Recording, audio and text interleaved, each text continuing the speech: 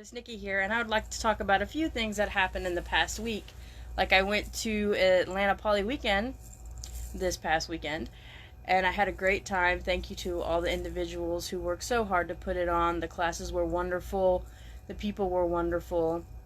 I did 3 classes, one on pregnancy and polyamory, the care and feeding of polywogs, and the games people play in poly.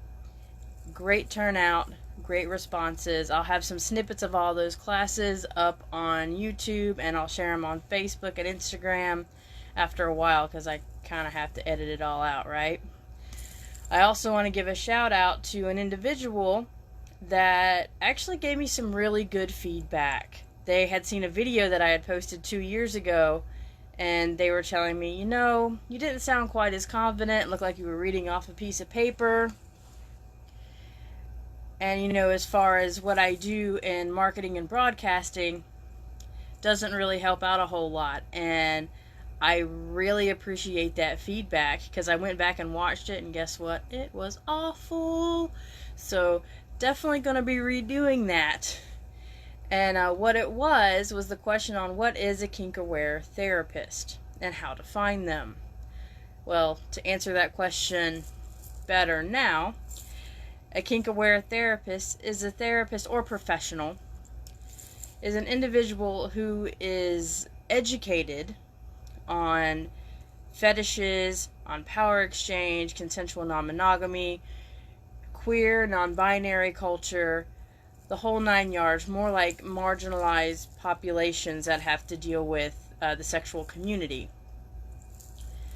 and creating a non-judgmental space for them to be present. Like, what are the differences between happy bruises and sad bruises? Is this consensual play or not consensual play? Does everybody in your polycule or your relationship know about each other and are transparent and practice radical transparency, radical honesty, radical candor? They're aware of what these things are, and they create a welcoming environment and a safe environment for individuals to share who they are. I'm a kink and poly-aware therapist. I know Dr. Evans is. There are a few others in the Tampa area. You can also look on the National Coalition of Sexual Freedom.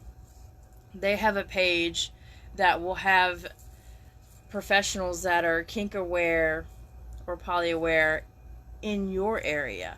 You can also ask around. You can look for a specific kink-aware or alternative relationships that are on things like Psychology Today or Good Therapy, or interview your professionals that you're going to see: legal, medical, mental health professionals, anybody like that, saying, hey, do you know what this is? And if they're kind of giving you this wishy-washy answer, you might not want to go see them, or if you do, you're going to have to educate them. The choice is yours.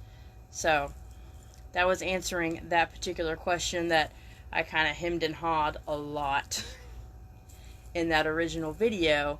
So now I can answer it better since I've been in the field for a little while.